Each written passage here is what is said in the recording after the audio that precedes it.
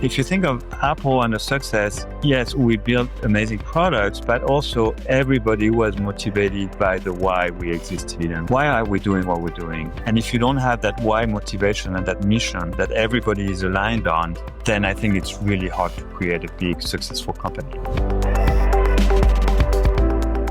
All right, so I'd like to get into these 4 dimensions of alignment. Maybe if you could kind of quickly describe, each of them, but let's get into and then get right into the first one, maybe with some of the case studies. Yeah, so let me maybe step back a little bit, kind of to give some context. Your show is about value creation, and I actually believe that there is only one way to create value for a business. And that way is to make sure that your business is growing faster than your market. Because if you're going faster than your market, then you're gaining market share, you're eating somebody else's lunch, and nobody will invest in a business that's actually losing market share. So you have to grow faster. And then for many, many years, I've been pondering the following question, which is, okay, if I'm running a business or I'm part of a business and I want to grow faster than the market, then what do I need to do on Monday morning at 8 o'clock to grow that business? And it's a very deceptively simple question, but really hard to answer. It's a little bit akin to saying, I want to be a good parent. And what do I do on Monday morning at 8 o'clock to be a good parent? And it's like, just a question in itself is kind of a head spinning. And of course, you can read hundreds of books about parenting and you can talk to all your friends and family. But what you realize pretty quickly is that, there is no school of parenting. You don't get a degree and you said, okay, now I'm going to be a good parent. And in a way, growing a business is very, very similar. Every business is different because the competitive landscape, the market is different. Every child is different. I have 2 kids, and the way we raised our first kid didn't apply to the second kid. Of course, the principles were the same, but you quickly realize that they are different. And so the big epiphany I had a few years ago was that if you want to grow your business as fast as you can within your target market, then you need to align your business with that target market. In other words, the misalignment is the reason companies are not growing as fast as they can. So it's a little bit like in a mechanical watch. If you misalign the gears, the watch may still be working, but it will slow down and eventually stop ticking. So once I realized that alignment is really the only way to grow, then I wanted to know what that means. And as you said, there are 4 universal axes of alignment between any business and its target market. And the stunning fact is that those alignments are absolutely universal. So they do not, what the business does, how big it is, which market is targeting, what's the pricing model or go-to-market motions, all that doesn't matter. The 4 principles of alignment apply to any business. So the first one is that the pain that the customer has and the claim that the business makes to address that pain have to be aligned. So if you come to me, Lee, and you say, I have a headache, and I show you a stomachache pill, well, obviously your pain and my claim are not aligned. You will never buy the pill, and nor should you. The second alignment is the way my claim is expressed, which is my messaging, and the way you understand the claim, which is your perception of the claim, have to be aligned. So let's say I have the right pill for your headache, and I describe it to you in Korean. I'm assuming you don't speak Korean. Then you will never buy the pill because you're like, what the heck is this guy talking about? Even though it would be the perfect pill for your headache. That's the second axis. The third one is the way customers want to buy the product or the service and the way it's sold in the marketplace have to be aligned. So if I say, Steve, you need to come here to New York, where I happen to be right now, to get the pill, you can say, wait a minute, I'm in Arizona. Why can't I just walk to the closest pharmacy and buy the pill? And then the fourth axis of alignment is actually my favorite one.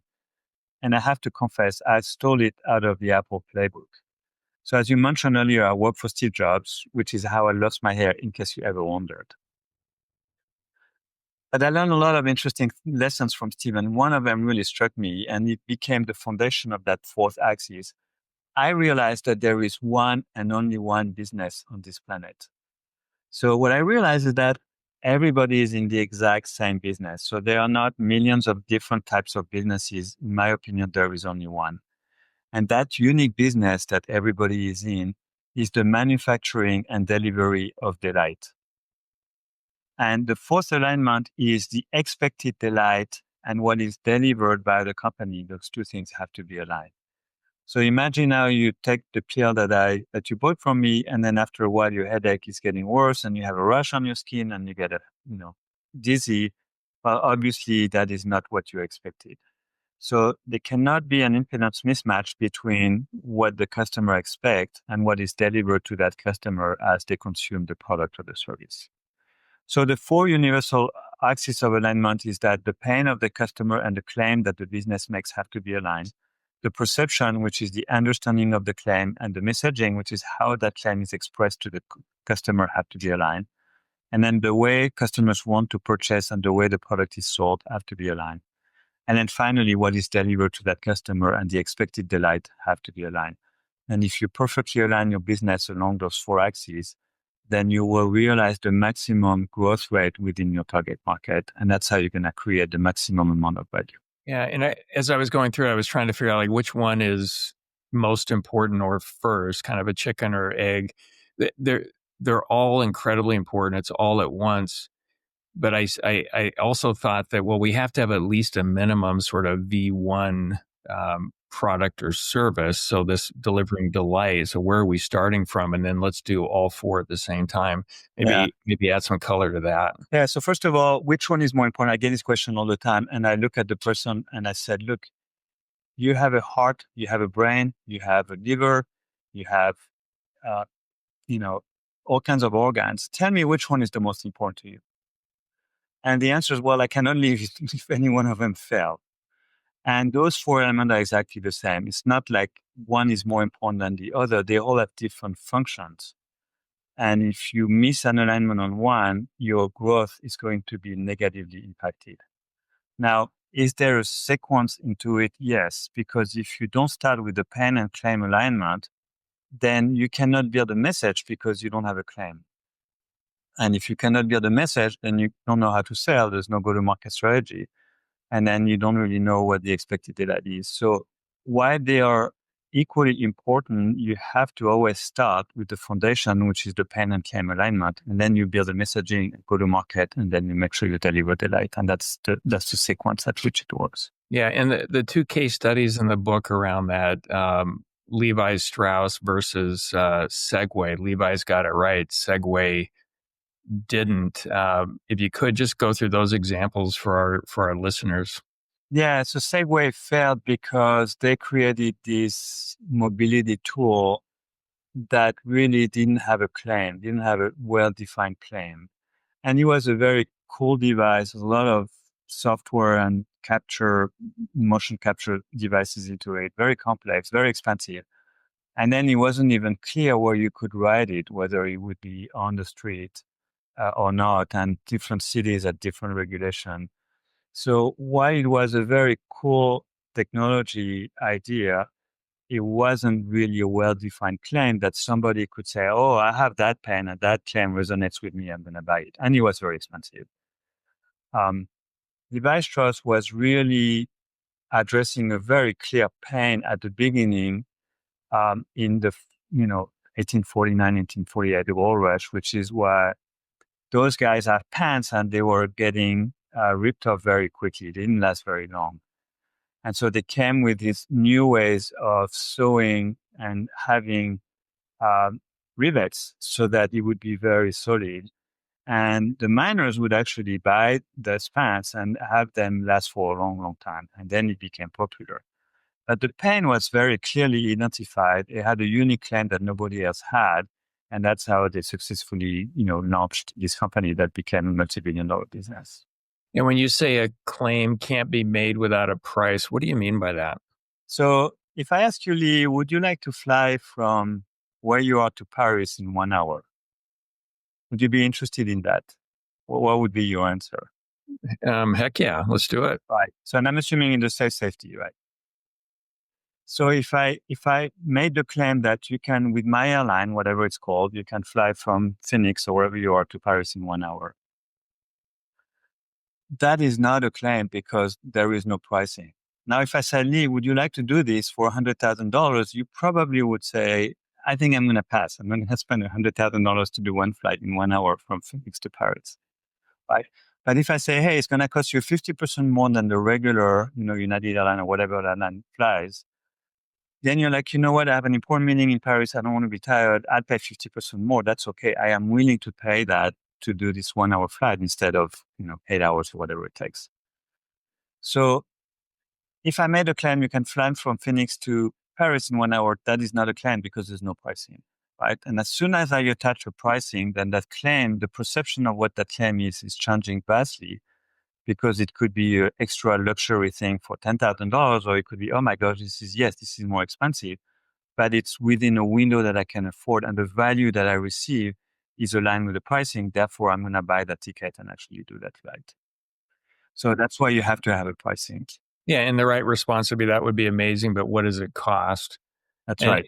and even even selling tickets to go into the lower atmosphere or outer space, if you will, for $250,000, that would be really cool. But is it really worth $250,000? So Yeah. you're making that judgment, right, of the actual value that it would Right. have for And you. there is a market for it. If you're a billionaire, you don't really care about 250K. You said, I want, for whatever reason, I want to do it, and they do it. So there's a very, very limited market for that. But the pricing determines the size and the addressability of that market. And what are your thoughts on developing pricing? I've always had a pricing policy that said, hey, I want to charge the highest possible price while being the best value alternative and encourage future business. And Mhm. that's easy with one product, but one of the companies that I founded and sold I sold it in 2016, ran for 23 years before that. We had over 10,000 products. So getting that pricing policy right for every one of the products was a challenge. We did a pretty good job. But what are your thoughts around that? I think pricing and pricing optimization in particular is the most difficult aspect of the claim. And very, very few companies wake up in the morning and say, what is my strategy around pricing? And the difficulty of it is mathematics, which is it's not the pricing, it's not the price of the product, it's the multiplication of the price of the product by how many people will actually buy that product at that price, right? So you can say, well, I'm going to increase my pricing by 20%, and then I'm going to increase my top line revenue by 20%. But that's not the way it works, because some people are going to say, you're going to cross that threshold and you're going to say 20%, like, I'm not buying, whereas they would have bought at the original price. And sometimes you have to decrease your price and you increase the top line, because now at $80, you're opening the aperture of the market is larger, and some people actually would buy at $80, whereas at $100 they will not buy. So now you're increasing. So how do you optimize the product of two variables that are independent but related to optimize that product? And that's the difficulty. Now, the other dimension to pricing is that pricing is not about dollar and cents. It's about also all kinds of different factors. For example, how easy is it to me as a business to explain my pricing? Is this value based? Is this cost plus? Is this volume driven? Is this competitive driven? There's many, many angles. And then there's the terms and conditions, and then there is the discount curves, and then the demand curves, and then there's the returns, and then there's the grandfathering of the people who just paid $100 last week, and now I'm at the $80. Well, those guys are not going to be happy. How do I treat them? So there's a lot of really critical dimensions around pricing, and many people just think, well, it's a dollar amount, and it's a lot more complicated than that. So it's a tricky equation to optimize, but it's very, very strategic, because pricing has to be aligned with the perceived value, whatever that is. And then the ease of pricing and the ease of explaining the pricing has to be there as well. So it's complex. It's very tricky. Well, I like in the book around the second dimension, perception, versus your message, and are there any gaps, between that? And you talk about, I'm not sure if I'm pronouncing it right, but the Dayton example you had in there, where they say, hey, we think we're low cost and high quality. That's not how customers perceive them. It was time to market for their stuff. So way more valuable than what they even thought they had. So this goes into pricing too Yeah. significantly. So what happened is we realized the value, the real claim that they were making, which was a software development outsourcing company.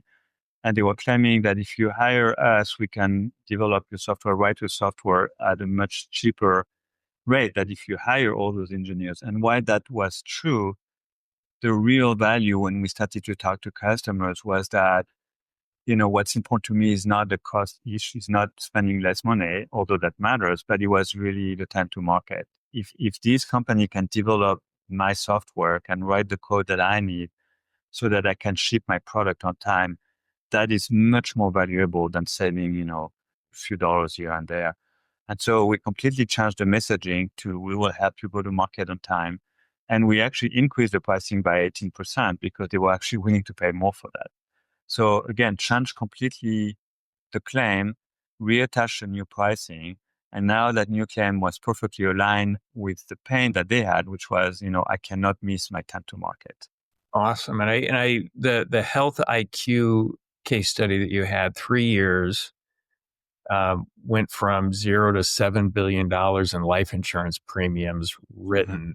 That is amazing around that second Yes. dimension and getting that right. Yeah. Yeah. And then the misalignment, I like the Apple Newton Newton? Yeah, example that you had in there. Very confusing. What is this thing? right. What's the pain? Didn't even really get that right. Yeah, which was surprising for Apple. Now it wasn't Spindler was the CEO at the time, but it was like they developed again very Silicon Valley. I've been in Silicon Valley for 35 years and I love Silicon Valley. But sometimes it's frustrating because this is an example where a really cool piece of technology was developed, but nobody woke up in the morning and said, well, wait a minute, why would people buy that product? And we had a long list of answers at the time, which was it's a fax machine, it's a communication device, it's a note taking device, but it was doing so many things that nobody really cared, and the pain was so diluted across the functionality that nobody bought, and we had no market for it, and it was a disaster. Yeah. Why? Just looking at the first two dimensions, why do you think so many companies get that wrong?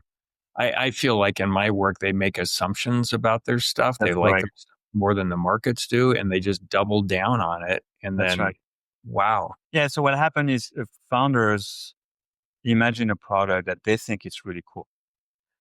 And what happened is they never really dared to ask the market whether anybody would buy that product at that price.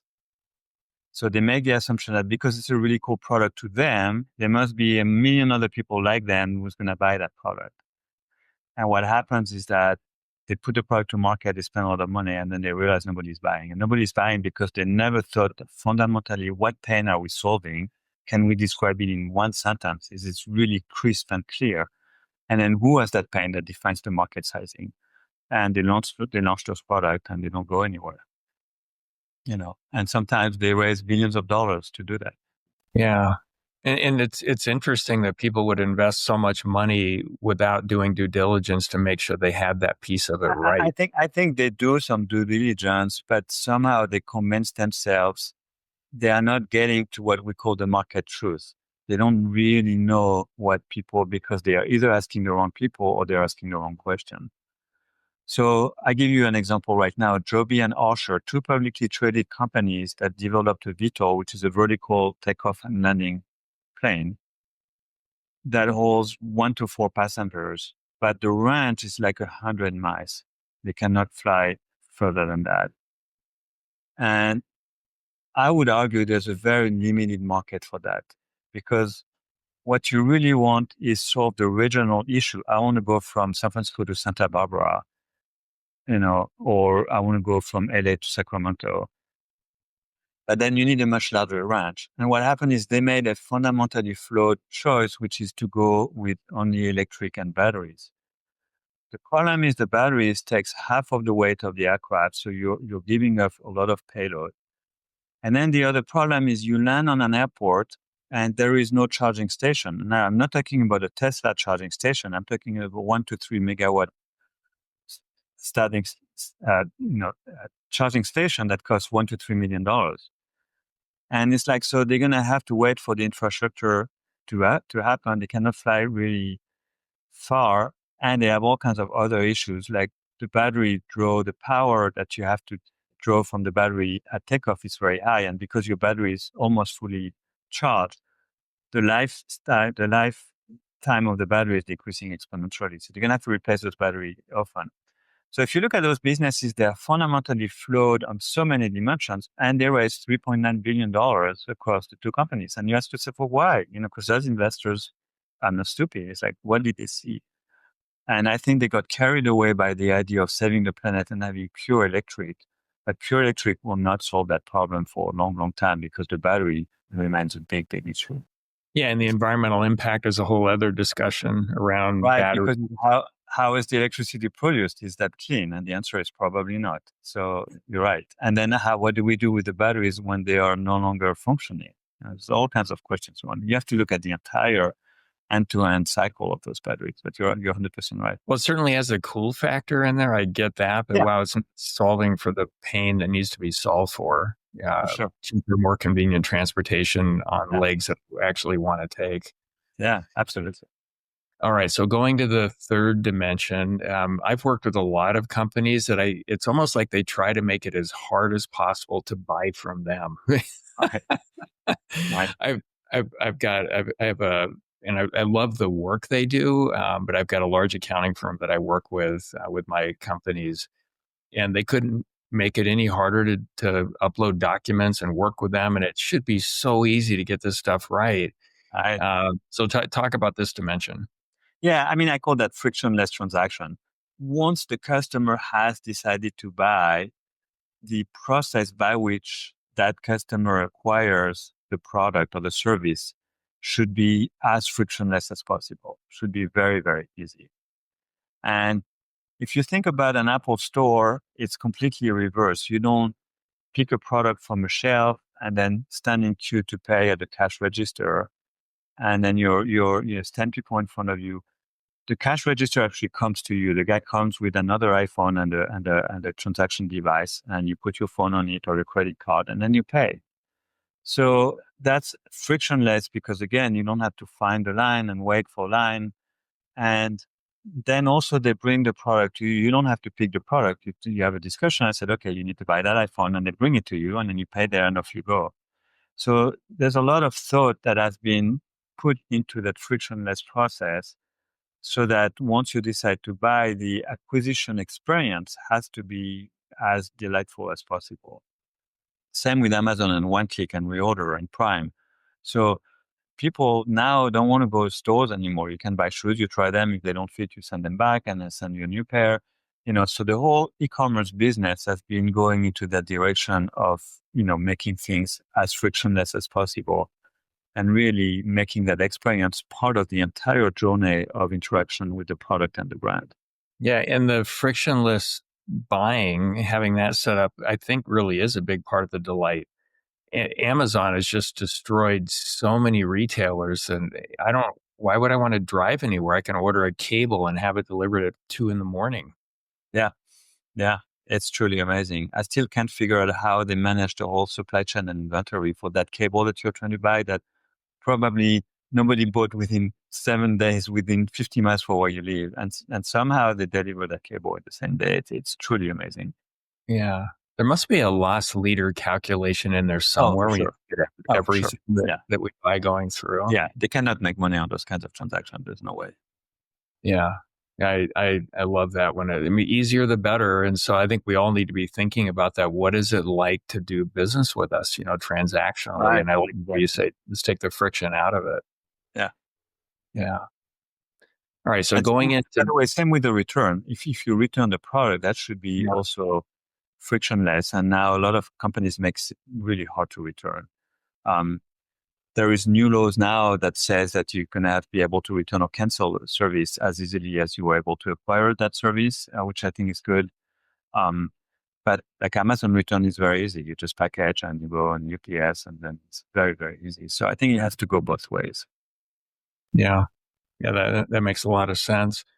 The fourth dimension on delight. So I thought BlackBerry was really interesting in the case study in that, they had this thing going on, but they couldn't keep up and keep delivering that over, what Google was doing, what Apple was doing. So that makes a lot of sense. I love the Chewy story that you shared in the book in terms of delivering delight. So I think we all get why that's so important. It's the experience that our customers are having. Talk about how difficult it is to keep that, because one of the things I love about capitalism is best value wins, and everybody's leaning in to do that. So how do you stay at the forefront? And what's your advice around that? It's easy to say, incredibly hard to do from my experience. Right. But I think a lot of people thinking in the wrong framework. They think I need to deliver as much delight as I can. And I always say, no, that's not the way to think about it. You need to deliver a little bit above the delight that they expect. And that expectation is actually set by you. So I always give this example of if you're going to a 2-star or 3-star Michelin restaurant in Paris, and if you're going to a McDonald's where you spend 99 cents or $100.49 on a meal, I can easily argue that it's actually the same thing because you're putting food in your stomach. Really, there's no fundamental difference. Now, what happens though is that if you go through the door of a 2 or 3-star Michelin restaurant in Paris, your expectation is very different than when you walk through the doors of a McDonald's where you want to eat for cheap and fast. That expectation has to be controlled and really set by the company. You don't want somebody else to set your delight expectation. And it's okay to say, hey, we're not a 2-star Michelin restaurant, we're McDonald's. It costs 99 cents. You'll get in and out quickly and you'll get, that kind of food. And by the way, McDonald's is a much more successful business than all the 3-star Michelin stars on the planet, if you think of, the revenue and value creation. But again, they are setting the expectation and the delight at the right level, which is cheap and fast and not great food, but you get in and out. So everybody thinks, well, I got to have the best delighted experience. Everybody wants to be Apple. And it's like, no, you don't have to be Apple. It's okay if you have a product that costs, 5 times less. And you say, our product is really, really good at that. It doesn't do all the stuff that you have on an iPhone, but it only costs $99. And for you, that's the value and that's what we deliver. Are you interested? And if you want an iPhone that costs, $900 or $800, fine, you go to Apple, you buy the iPhone. There's nothing wrong with that. So it's all about asking ourselves, am I setting the delight expectation at the right level? And can I truly deliver on that expectation? I have to. And you can vary the expectation. It's under your control. It's much more difficult to change your product so that you can meet an artificial expectation of delight that somehow, somewhere you set. And that's what's important to understand. So it's not, you don't have to delight in everything you do. You have to deliver what the expected delight, and the expectation of delight is set by you and communicated by you to the prospects. And that's what you need to do. And then there's, you talk in the book about having conversations with real customers and asking them a number of questions. So we're always checking, right, across all 4 dimensions if we do this correct. Yeah, we right? call that getting the market truth, right? Which is really Yeah. understanding what the customers thinks. And that has to be done by a third party. The company itself cannot do it for variety of reasons. So it has to be done by a third party company for sure. Okay. At Blue Dots Partners, part of the work that you do is coming up with this business alignment score and being that third party to go out and get the information. And after thinking about it for 2 seconds, I agree with that. It's going to be a lot better when you have a third party do it than our biased way of asking questions. Right. But so talk about that alignment score and the work that you do, and then I want to get into execution. So identifying all of it, but going and doing it. Gosh, that's 97% of the work. That's right. But without a target, how do you define or organize the work that you're going to do? Yeah. So the alignment score is really important to us because we're very data driven. It's one thing to say, well, is my claim and pain are those two things aligned? It's another thing to say, well, your pain and claim alignment coefficient is 81%. And so you're missing 19% to get to be perfect if you were to be perfect. And we measure by using all kinds of tools and IP and things we've been developing over 10 years. So it's a little bit tricky to actually measure those coefficients of alignments from 0 to 100%. But the reason we do it is that it's because it really highlights the areas of misalignment. Because when we measure, it's a bit like a doctor who is taking an X-ray and a blood work machine and an MRI. Now you can look at the X-ray and say, well, you see that little line on your bone, on your arm bone, it's a fracture, and that's what you have. As opposed to looking at your body and say, well, I think Lee, you have a fracture. And it's like, well, how do you know? You haven't taken the X-ray. So we take the X-ray, we show the line, and now we know exactly what to do. And then the growth playbook, which is really the end product that we deliver to our customers, is this operating plan, this very detailed operating plan that tell them exactly what to do on Monday morning at 8 o'clock. And again, it's based on the measurement that we've done. So we know exactly what the misalignments are and we know how to rectify them. And we give them a prescription, like the doctor would give you a prescription if you had a fracture. And that's the business we're in. Yeah, so it's a data-driven decision. You can actually see the fracture in this that's right. case that you're talking about. And we can show the data analysis we make, and based on this market truth and all kinds of data analysis that we make, so that there is no question in the head of our customers. It's like, why did you recommend that I should wear a cast for 3 weeks and then do physical therapy for another month? Well, it's because you have a fracture, and that's what you do when you have a fracture. But I think the hard part is what you said earlier, which is now they have the prescription in their hand. Are they going to take the meds? Are they going to go to the pharmacy, buy the pills, and take the meds? And our view is that that's really up to them. And it's hard because every client we have at the beginning, before they hire us, I always tell them, I said, if we work together, we're going to give you the growth playbook, the prescription. You are going to have to change.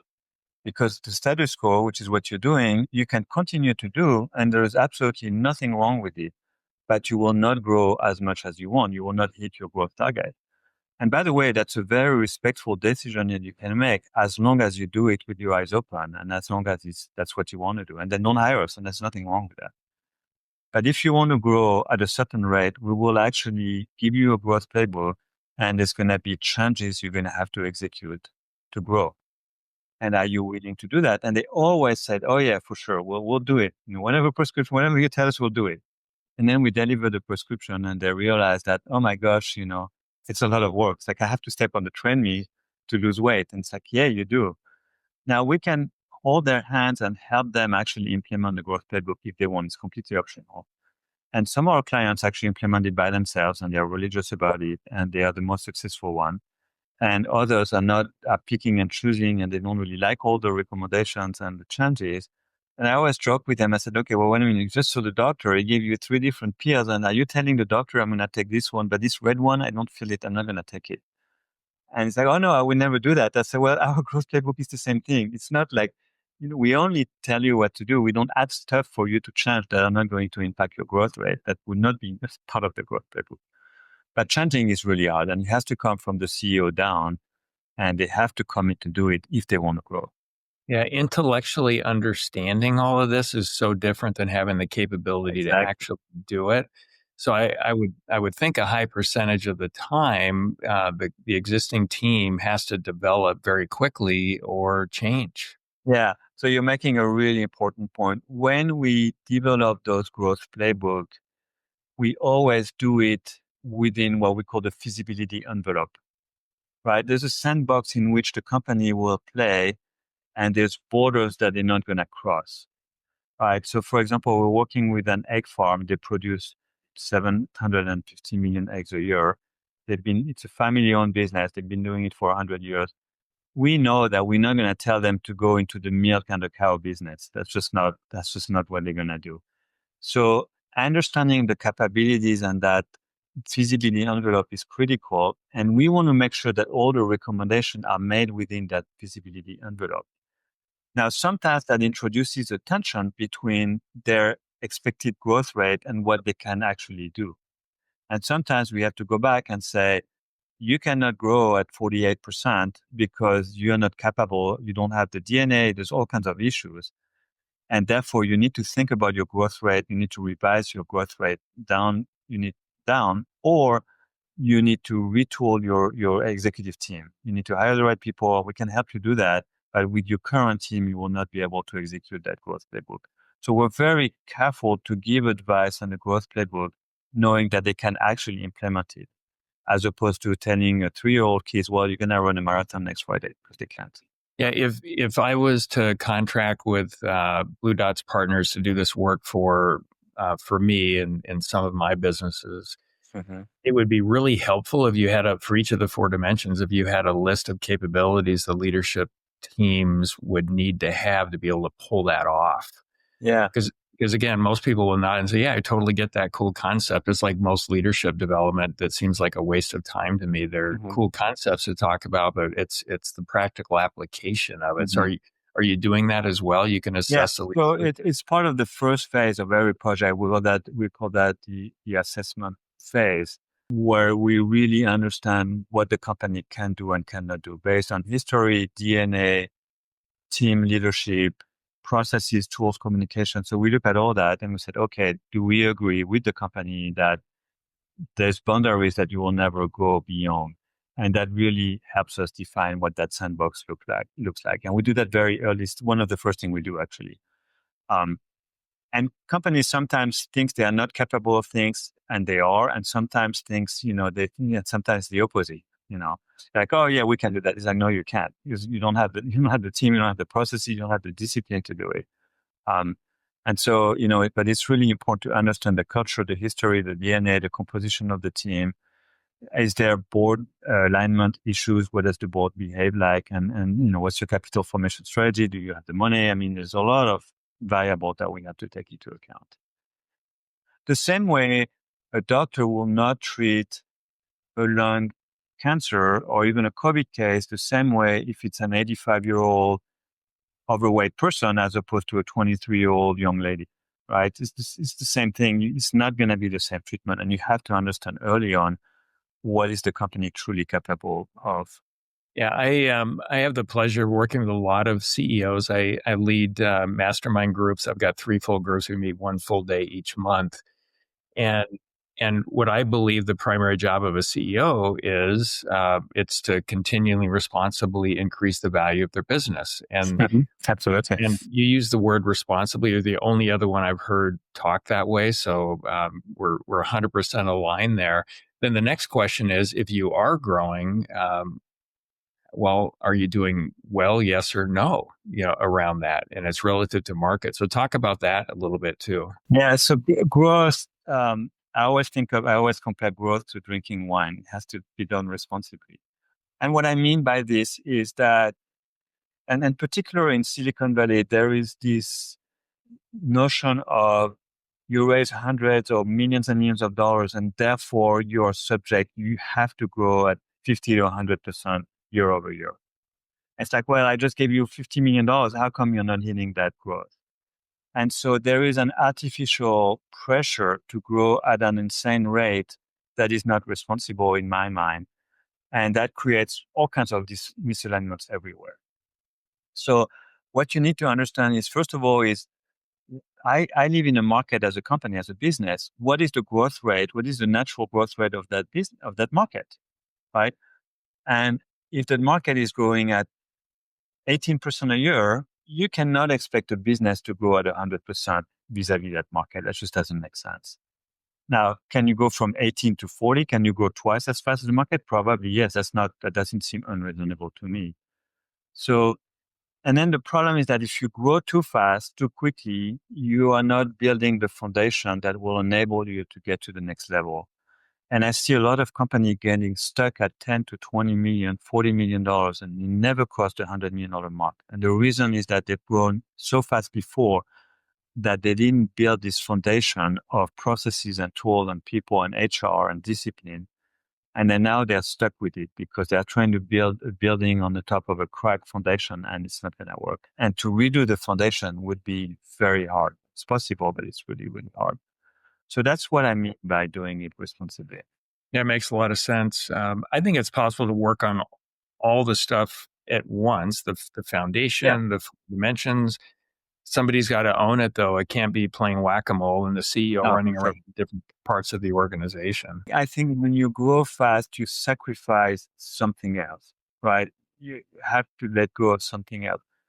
And the question and the trade-off has to be understood. It's like, are we willing to sacrifice this to grow at that rate? And some cases, the answer is okay.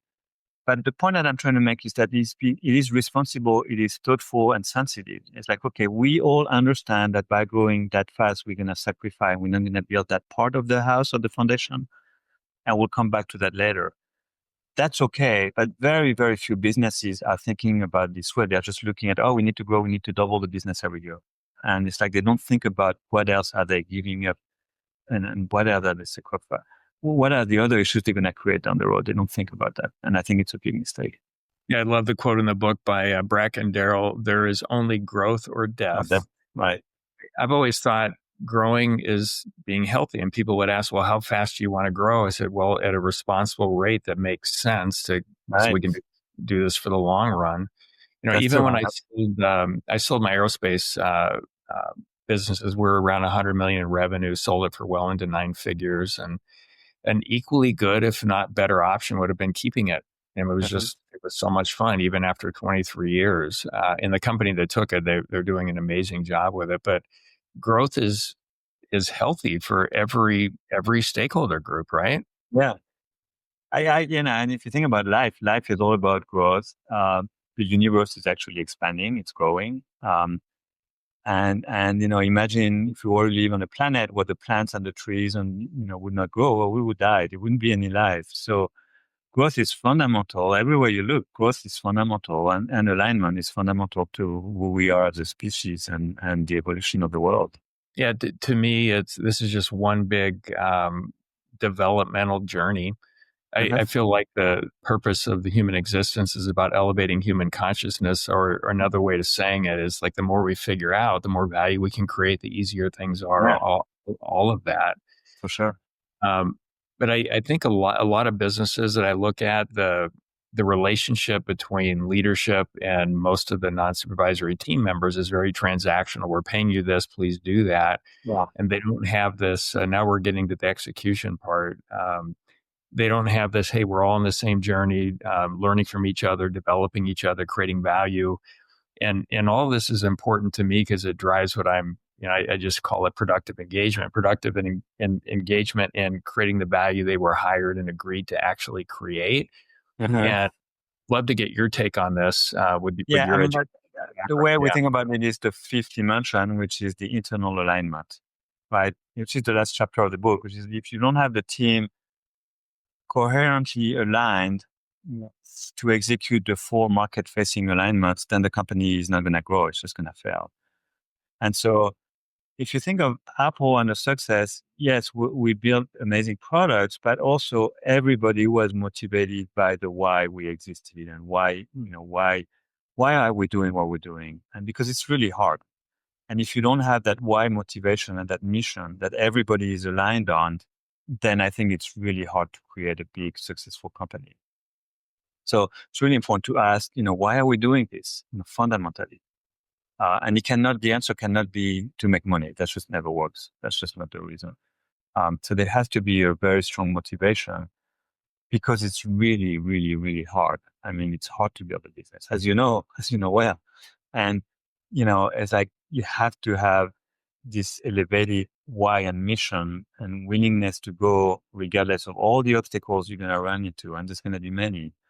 And if you don't have that why, you cannot successfully build a real business. It's really, really hard. I think a why that's kind of universal, and companies don't talk about it, but companies of any size, we're providing hopefully a stable income to support families. Like this is really cool, and we get to work together. The people part is everything to me, Oh, regardless sure. of what we do. No questions. Yeah, that's true. Yeah, Yeah. one of the so, so I've started 8 companies from scratch. One of the companies I lead as CEO today. I'm doing it as CEO for 2 companies. Is called Dinner Table.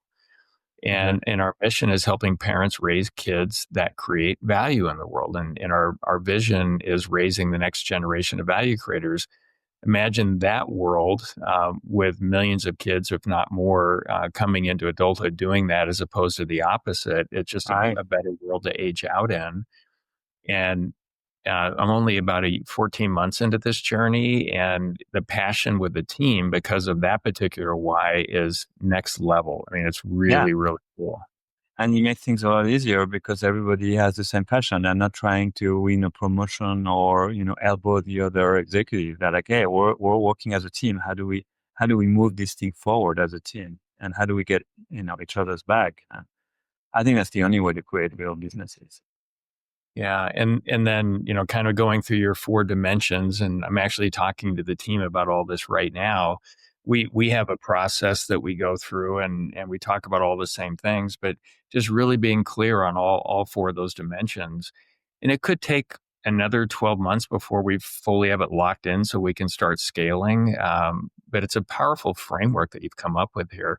So you have a PhD in nonlinear physics and chaos theory. How has that led to helping you Well, with all I'm this? a recovering physicist. So, well, if you think about chaos, it really gave me a very unique appreciation of the relationship between order and disorder, which is what chaos is all about, the transition from an order system to a disorder system. And order is alignment and disorder is misalignment. So in many ways, what I learn in physics, I use it in business. And that's also why I think it gave me a very unique perspective on growth, because the framework, the 4 axis of alignment framework, is actually very common sense when you think about it. And what I cannot figure out is, why did it take me like 25 years to figure this out? Because it's very simple in many ways. It's like I've never met anybody who said, oh, this just doesn't make any sense or it doesn't work. Um, the other lesson I learned from Apple is simplicity is really, really, really hard. And in a way, it took me a lot of distillation and processes to get to that simple framework. But I had to keep it simple because otherwise it's very hard to use. And those complex framework that other people use, like, I just don't understand how they work.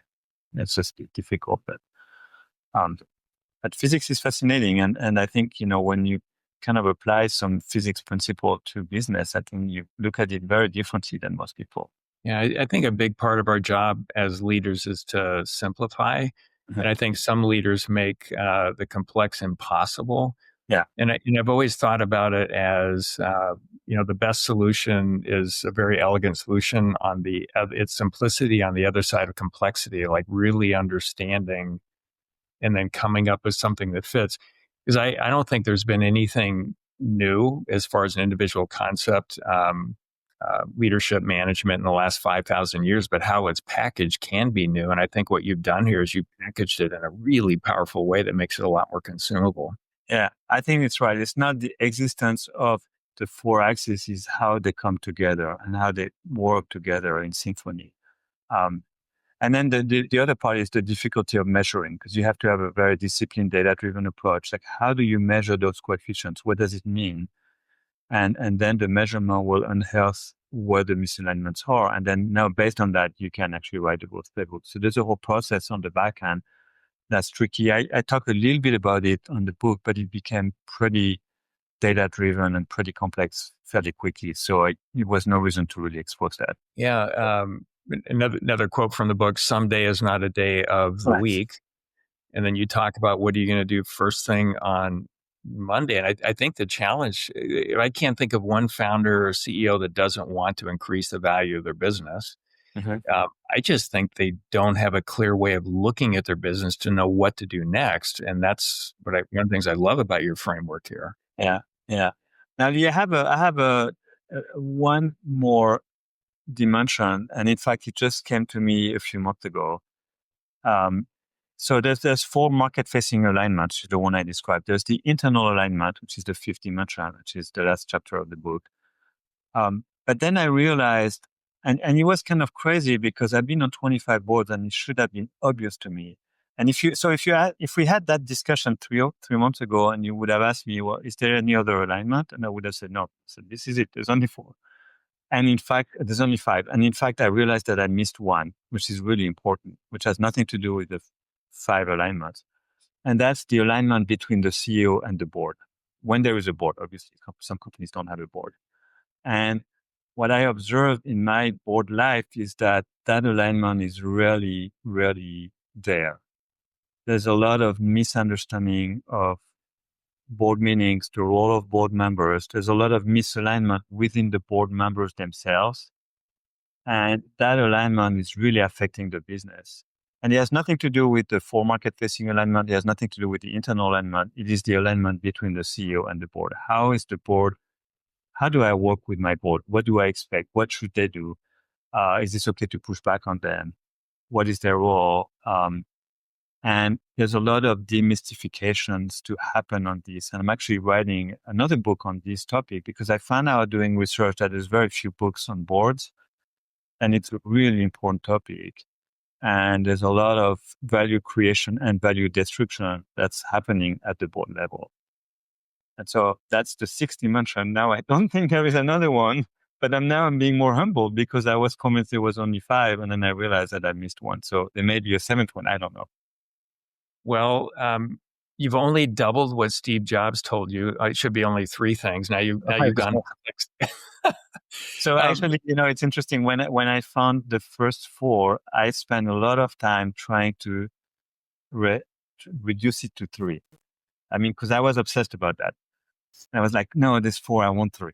And I really wasn't able to do that. And then one day I woke up and as a physicist, I realized that, well, wait a minute, there's four fundamental forces in physics and in the nature that is governing everything that's happening in the universe.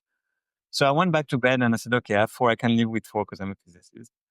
And then I realized there's a fifth and now there's a sixth, But now we're talking about meta universe and different dimensions in quantum mechanics where there is an infinite or a multiplicity of universes. So it's like, okay, well, it doesn't matter. I cannot go with three only anyway. And if there's more than six, then that's fine. So that's how I come to terms with this. Yeah, I don't think there's any universal number of things. It's whatever's required for this particular model. And I think you've got an amazing model. And my experience with boards is rarely is it intentionally designed to create the most value. And a lot of boards just aren't really paying attention. A lot of board members want to help. Please tell me how I can help. They're not giving clear instructions on how they can help. And so we're missing huge opportunities there. So if we get the board fully aligned, really intentional, every member is bringing their value creation superpowers and it was intentionally cultivated. If we get that right and that full alignment with the CEO, what are you noticing is the difference in the way a company can increase its value? Yeah. So I just joined the board of a company a month ago, and I'm trying to redesign the board in a spirit that's completely aligned. And I'm trying to think hard about what does aligning the board with the CEO really mean? And how do we address the misalignments? How do we deal with them? So I'm actually trying to find, because the other thing, if you think of, I don't know if you know Vistage, which is a CEO peer-to-peer group company. I was a member for almost 17 years. Oh, okay. So there's Vistage, there's YPO, there's the CEO Network, there's a bunch of organizations. And if you think about the reason, and Vistage is like almost a $2 billion business. I don't know exactly how much, but it's like over $1 billion for sure. And if you think about why do they exist? And the reason is because you as a CEO have issues you want to share, but you cannot share it with the board because they're going to freak out. You cannot share with your executive team because they're going to freak out as well. You cannot share with your spouse or your friends because they don't understand what you're doing. And so you go to those organizations, you pay $20,000 or $30,000 a year, and then you are with other CEO and you say, hey, Steve, I have this issue with my board member or my CFO. It's like, do you have any advice on how I can deal with it? But I was thinking if boards were truly aligned, this stage would not exist, because the CEO should be able to have those conversations with the board without fear and with trust. But it's because the boards are misaligned that those organizations exist. And in a way, it shouldn't be the case. Like, why can't you go to the board with the exact same issue? The board should be able to help you. And it's not happening, as you know. And it's like there's a massive disconnect and misalignment there. And I'm trying to think about how to address that so that boards can be truly functional and value creators. Yeah, I agree with that. I actually started my own format for a CEO forum group. I call it Execute Masterminds. Oh, really? limit it to 8. Every 2 months, we do a deep dive on everybody's business because we can get to 4 in a day. Okay. And everybody is leaning in to help everybody else grow the value of their business responsibly. I mean, so that's the format. So Mhm. it's evergreen. There's no end to work that we can do. And I primarily did that because of my experience with Vistage and a number of other groups where it reaches a point quickly where Yeah. it's not creating the value, and time is pretty scarce. Yeah, yeah, and they take a lot of time. Yeah. Now, the other thing I would recommend or think about using the 4 alignments within your group and see and just look at their businesses through those 4 lenses, and then that'd be interesting discussion to see how they think about it. Yeah, I was going to ask your permission. I want to buy about 30 books for my CEOs and my groups Mhm. and hand them out. Is that going to be okay with you if I Yeah, do yeah, of that? course. Yeah, I'm happy to help. Yeah, I can even talk to them if you want. I do. I am actually a Vistage speaker. I do speak to CEOs all the time and Yeah. present how we do those things. Yeah, that would be amazing. This has been an incredibly fast hour. I really could talk to you for days. Any final thoughts for our listeners, Philippe? This has been fantastic.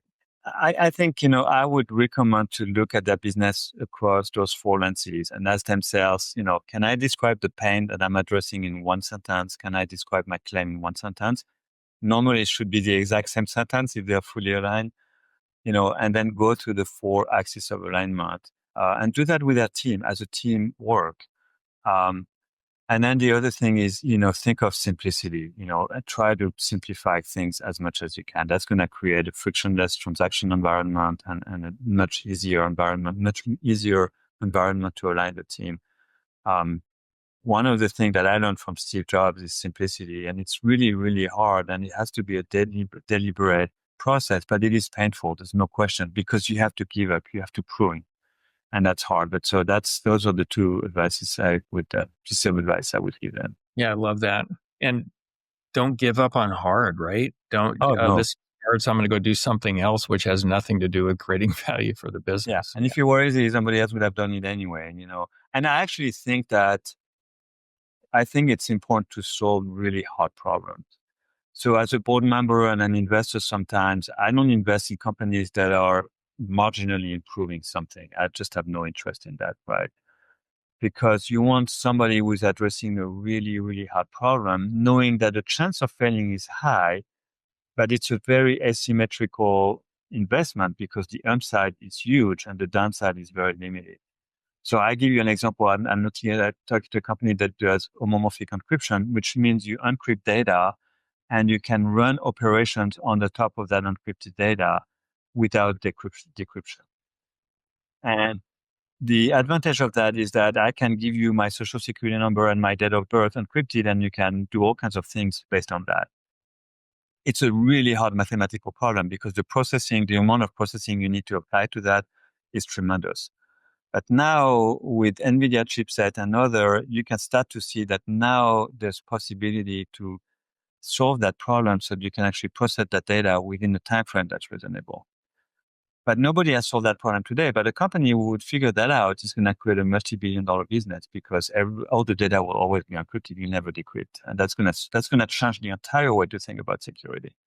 So those are the kinds of things that I'm thinking about. Yeah, that's great. One of the things I worry about with AI and other things making it easier for people is we don't use them as a tool to lean in and create even more value. We use it to become more lazy and then cognitive decline and everything else that comes with it. I think there's a Yeah, real potential danger there. yeah, and that's a really good point. I always compare AI to a hammer, and with a hammer, you have a choice. You can build a cathedral, or you can kill somebody. It's like, what do you want to do with it? But you're right, and well, we could spend 3 hours. We could spend 3 hours on AI because that's a whole other thing. But you're right. It's like, how do I improve, things and how do my things better? Not how will AI do the things that I don't want to do? That's just not the purpose. Yeah. Yeah. Well, thank you. And if our listeners want to learn more about your work or connect with you, where should they go, Philippe? Well, the best way to connect is connect on LinkedIn. That's really the best way to connect with me. They can also go on bluedotspartners.com with an S at the dot and an S at partner. So bluedotspartners.com, and there's my email address there. They can connect with me through that as well. And they find my book on on Amazon, and they can watch the TED Talk on YouTube as well. So pretty easy to get connected with me if they want to. Well, I hope we get a chance to do this again, and Love maybe to. next time we can talk about Jules's bearings and grand complication watches and everything else. I'm super fascinated with that too. Yeah, that's great. It's amazing. All right. Well, thank you again for being here. And this has been the Show Your Value podcast. If you got some value out of today's episode, please like and subscribe. And until next time, show your value to the world.